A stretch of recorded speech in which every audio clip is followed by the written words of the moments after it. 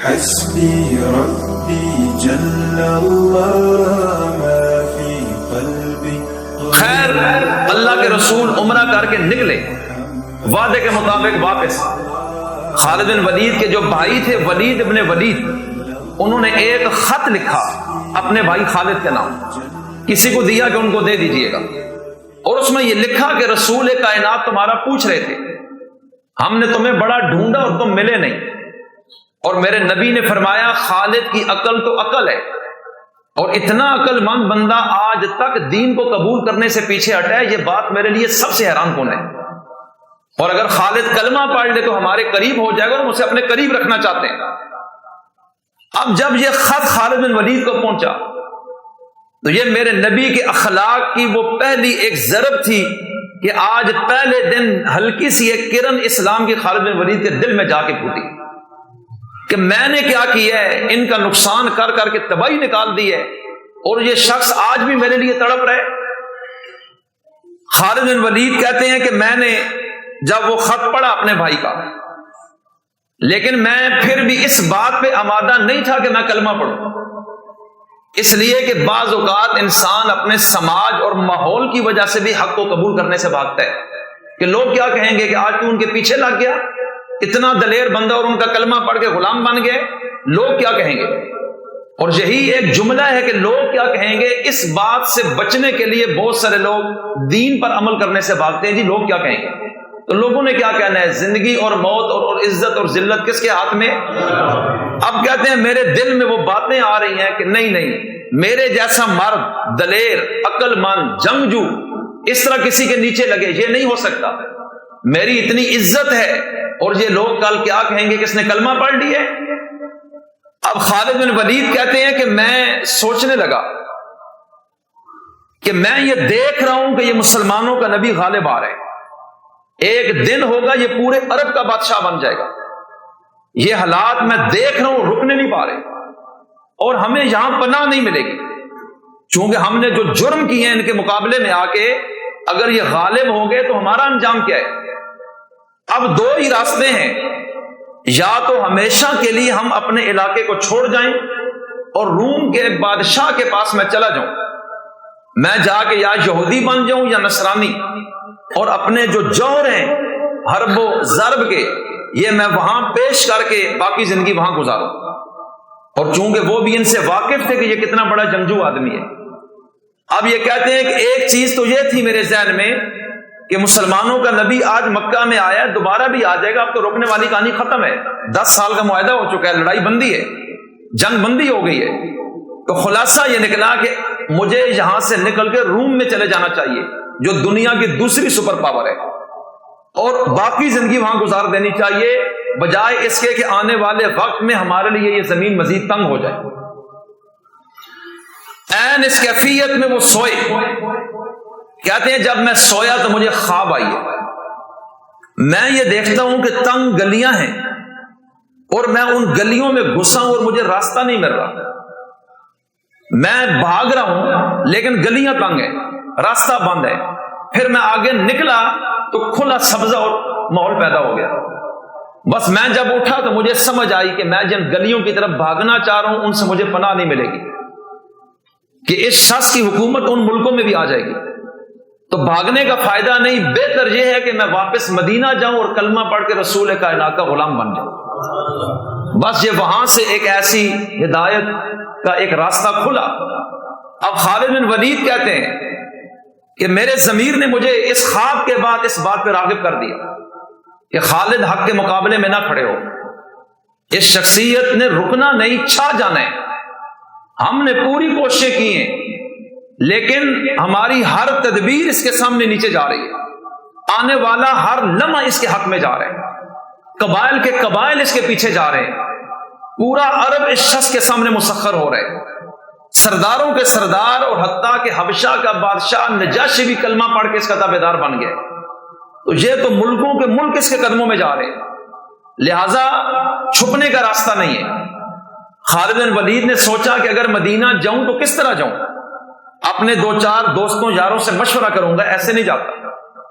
اب وہ وہاں سے اٹھے، ایک شخص ہے جس کا نام ہے صفوان بن امیہ.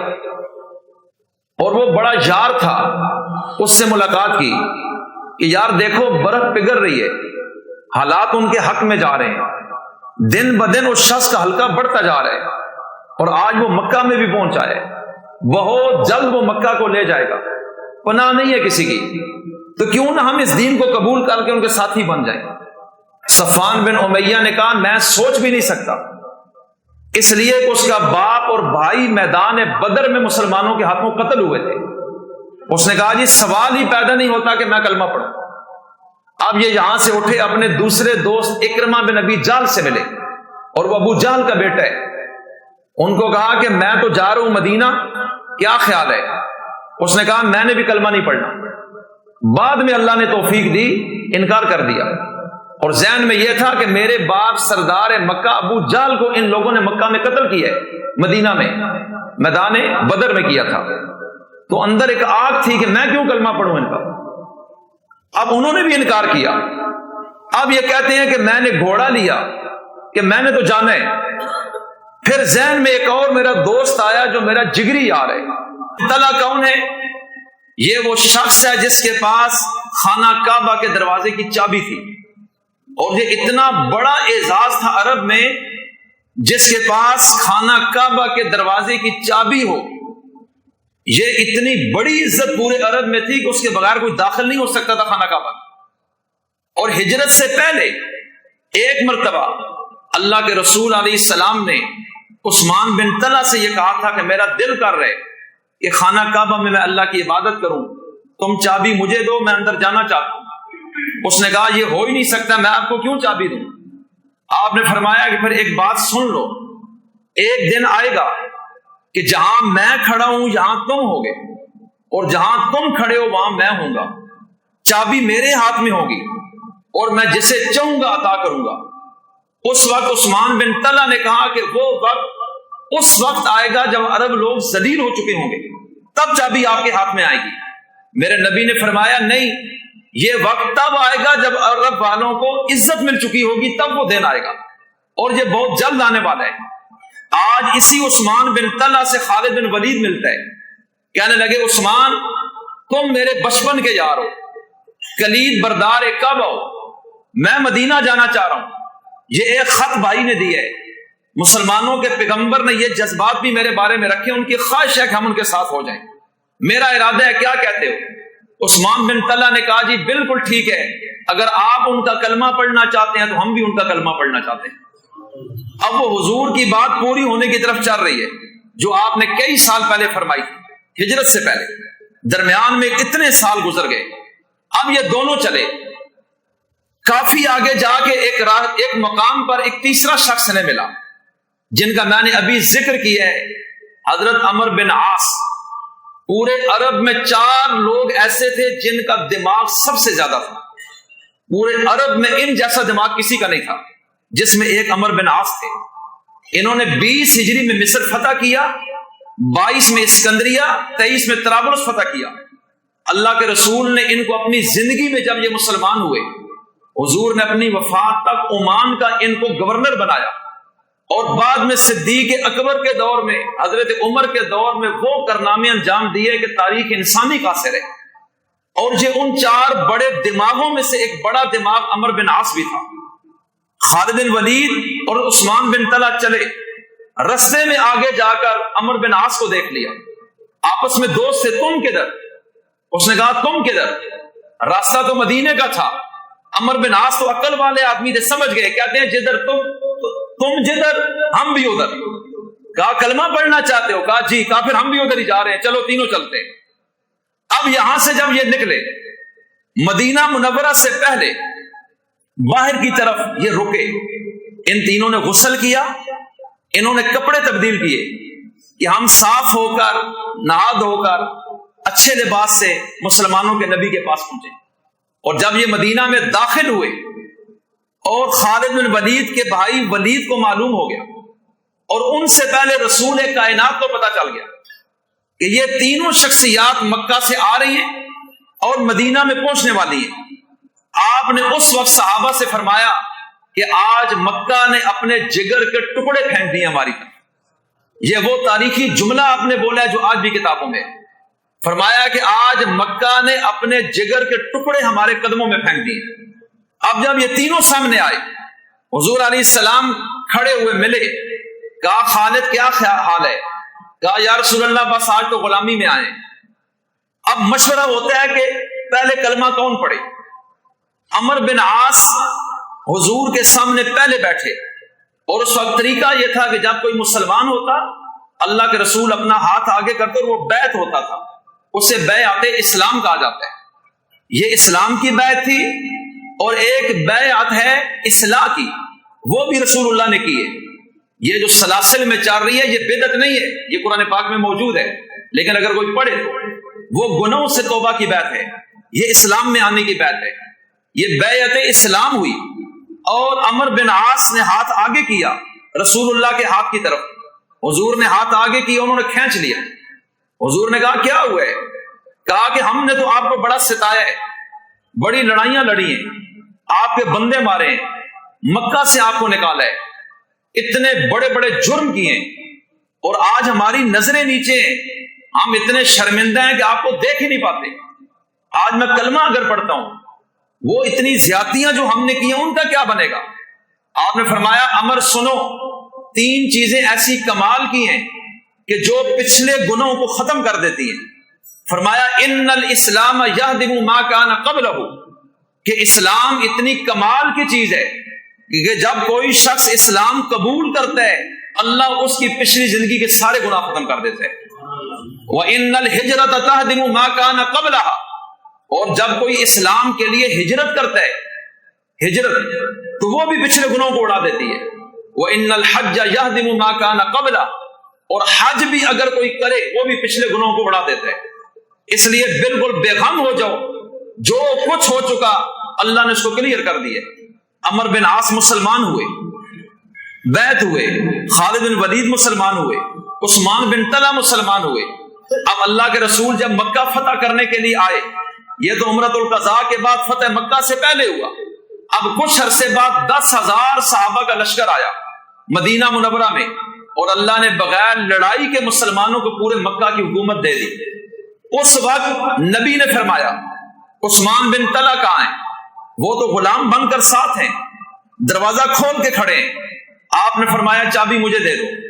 انہوں نے چابی دی، کہا بولو وعدہ سچا ہوا یا نہیں؟ انہوں نے کہا یا رسول اللہ سچا ہو گئے، میں نے کہا تھا جدھر میں ہوں ادھر تم ہوگے، اور جدھر تم ہوگے ادھر میں ہوں گا، اور تم نے کہا تھا میں تمہیں چابی نہیں دیتا، یہ تمہارا رویہ ہے، لہٰذا آج محمد دوبارہ کعبے کی چابی قیامت تک تمہیں دینا چاہتا ہے۔ اور فرمایا کوئی ظالم ہوگا جو قیامت تک تیری نسل سے اس چابی کو واپس لے گا۔ اس لیے آج بھی جو شخص کلید بردار کعبہ ہے وہ حضرت عثمان بن طلحہ کی اولاد ہے۔ کسی اور کی گارنٹی نہ بھی ہو کہ وہ کس صحابی کی نسل ہے، لیکن اس کی گارنٹی ہے کہ حضرت عثمان بن طلحہ کی اولاد ہے، اور رسول اللہ نے یہ چابی ان کو دی ہے، یہ بات یاد رکھیے گا۔ اس لیے میں عرض کرنا چاہتا ہوں حضرت خالد بن ولید نے 125 جنگیں لڑی، اور اصل ان کا کیریئر جنگ کا اس وقت دنیا کے سامنے کھلا جب انہوں نے کلمہ پڑھا، پھر جس لڑائی میں گئے جو جور دکھائے، پھر ایک وقت ایسا آیا کہ حضرت صدیق اکبر نے اپنے دور خلافت میں تمام اسلامی فوجوں کا چیف آف آرمی سٹاف خالد بن ولید کو مقرر کر دیا۔ حضرت عمر نے اپنے دور میں ابو عبیدہ بن الجراح کو آرمی چیف بنایا، خالد بن ولید کو ان کے انڈر کیا، اور اس کی وجہ دیگر وجوہات میں سے ایک یہ تھی کہ لوگ یہ کہتے تھے کہ ہر جنگ خالد کی وجہ سے جیتی جاتی ہے، اور حضرت عمر لوگوں کا یہ نظریہ توڑنا چاہتے تھے کہ جنگ کسی بندے کی وجہ سے جیتی جاتی، جنگ اللہ کی مدد سے جیتی جاتی ہے، ایمان ہے تو غلبہ آئے گا۔ لہٰذا یہ جو تم نے ایک تصور بنا لی ہے کہ خالد کی وجہ سے جنگ، میں خالد کو معزول کرتا ہوں اور ابو عبیدہ کو آرمی چیف بناتا ہوں اور ان کو ان کے نیچے کر دیا۔ اب اس کے بعد جتنے جہاد ہوئے ان سب میں اللہ مسلمانوں کو فتح دیتا جا رہا ہے، اور وہ بتانا چاہتے تھے کہ جنگیں شخصیات سے نہیں جیتی جاتی، جنگیں ایمان سے جیتی جاتی ہیں، کہ لوگوں کے عقیدے غلط نہ ہو جائیں۔ اس لیے میں عرض یہ کرنا چاہتا ہوں، حضرت خالد کی یہ خواہش تھی کہ یا اللہ مجھے شہادت چاہیے، اور سر سے پاؤں تک کوئی جسم کا حصہ ایسا نہیں جس پہ ان کو زخم نہیں لگے میدانوں میں۔ لیکن جب ان کی موت کا وقت آیا تو خالد بن ولید اپنے گھر میں بسترے کے اوپر تبھی موت مار رہے ہیں اور آنکھوں میں آنسو ہیں. کسی نے کہا موت سے ڈر گئے. کہا موت سے ڈرنے والا نہیں، موت مجھ سے بھاگتی ہے. میں میدانوں میں موت پہ جھپٹتا تھا. میں اس لیے روتا ہوں کہ کئی لوگ میرے ساتھ میدانوں میں گئے، پہلی مرتبہ ہی ان کو شہادت ملی اور میں شہادت کو ڈھونڈ ڈھونڈ کے مر گیا، لیکن میں آج تک شہید نہیں ہو سکا، بسترے پہ مر رہا ہوں، میں اپنی قسمت پر رو رہا ہوں. اس وقت اللہ کے رسول کا یہ فرمان دنیا پہ کھلا کہ خالد اللہ کی تلواروں میں سے ایک تلوار ہے. اگر یہ میدان میں کٹ جاتا، لوگ کہتے اللہ کی تلوار توڑ دی ہے. اس لیے رسول اللہ کی اس بات کو بھی رب نے غالب کرنا تھا اور ان کی نیت تو تھی، اس لیے اس ارادے سے اللہ نے مقام شہادت بھی عطا فرمایا. علامہ جلال الدین سیوطی فرماتے ہیں، اب یہاں ایک چیز ذرا رک کے دیکھیں اور سنیں اور سمجھیں اس پہ کہ خالد بن ولید جیسا عقل مند، اتنا بڑا جنگجو، کہ جب خالد بن ولید فوت ہوئے، توجہ رکھیے، تو حضرت صدیق نہیں، ایک موقع پر حضرت صدیق اکبر نے یا حضرت عمر کا یہ جملہ ہے، غالباً ابو بکر صدیق نے، کہ خالد بن ولید جیسے بیٹے جننے سے اب مائیں عاجز آ چکی ہیں. یہ امام الصحابہ صدیق اکبر کا قول ہے کہ خالد بن ولید جیسا بیٹا جننے سے مائیں عاجز آ گئی، قاصر ہو گئی ہیں، اب کوئی ماں خالد بن ولید جیسا بچہ نہیں جان سکتی. یعنی یہ اتنے کمال کے آدمی، ان کے جور، ان کی پلاننگیں، ان کی تدبیریں، ان کے منصوبے، ان کی جاسوسی، ساتھیوں کو جوڑ کے رکھنا، دشمن کی چالوں کو ایڈوانس پہچان کر ایڈوانس اپنے مشوروں میں ان کا توڑ کر کے میدان میں اترنا اور تھوڑے لشکر کو لے کر بڑے لشکروں پر غالب آ جانا. خالد بن ولید نے ملک شام میں جب فتوحات کی، اس وقت دنیا اور ان کی قائل ہو گئی. اس لیے میں عرض کرنا چاہتا ہوں، اتنے بڑے جنگجو، اتنے بڑے عقل مند، ارے جب یہ بھی میرے نبی کے قدموں میں آ کے گرے تو پھر رسول اللہ کی شان کیا ہوگی؟ اس چیز کو ذرا سوچ لینا چاہیے. اتنے بڑے بڑے عقل مند لوگ جب ان کے غلاموں میں آ گئے تو پھر رسول کائنات کا مرتبہ کیا ہوگا؟ پھر وقت کے بادشاہوں کو رب نے ان کے قدموں میں گرایا. آخر وہ رسولوں کے سردار تھے، جبھی جا کر رب نے ان کو دنیا پہ کھولا اور زمانہ ان کے قدموں میں چلا جاتا رہا. اللہ تعالیٰ مجھے اور